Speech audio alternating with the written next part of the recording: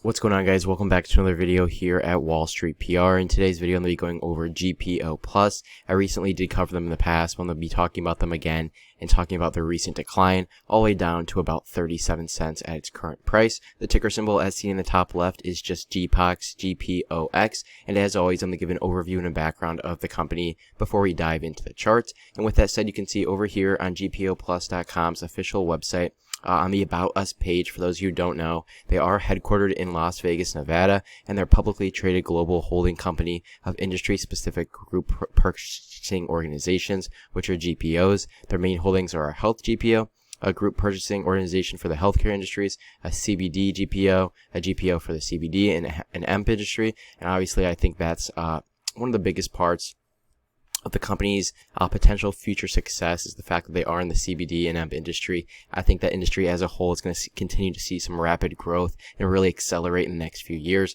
I think it's great that they are kind of integrated with that as well.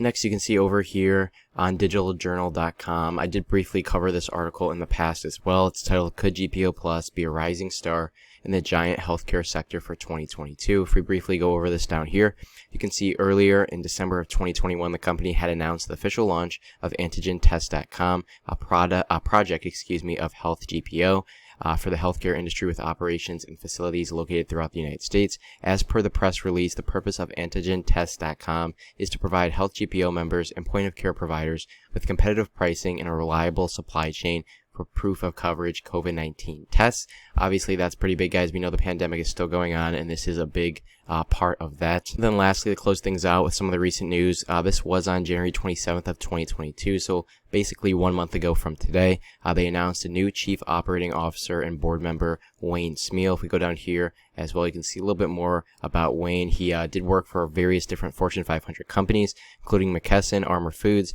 Conagra, and Kellogg's, and he left the corporate world and ventured into private companies with more than 30 years in owning, operating, and managing businesses in multiple different industries, including health, beauty, nutrition, hemp, and real estate, as well as franchising. And he has a successful history developing management teams and growing successful companies. So obviously bringing him on board, this is a picture of him right here, is great news for GPO Plus. I do think it will help them achieve the goals that they set out for the future months and the future years. And then lastly, to close things out, back on the chart, you can see there's lots of gaps on this chart, and this is due to the fact that they just have low volume. It's not the highest traded stock by any means, but if we zoom out even further, you can see, given the bigger picture, they were at an all-time high of $4.44 back in mid-2020 to their current price now of about 37 cents. And then you have to ask yourself, from the high of $4.44 to the current price now, what's changed, what's different about the company, about the stock now? And honestly, guys, I think the company and the stock is better now than it was at the all-time high. I think they have a stronger management team. I think they're working on things that are going to get released sooner.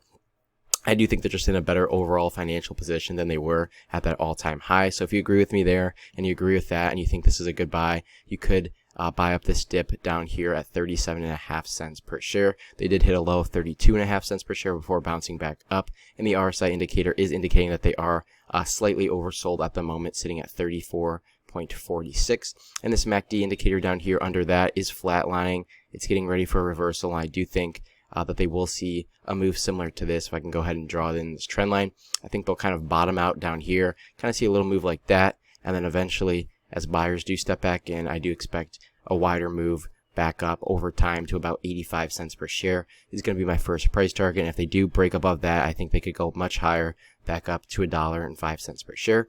But with that said, guys, be sure to do your own research before investing. Only invest what you can afford to lose.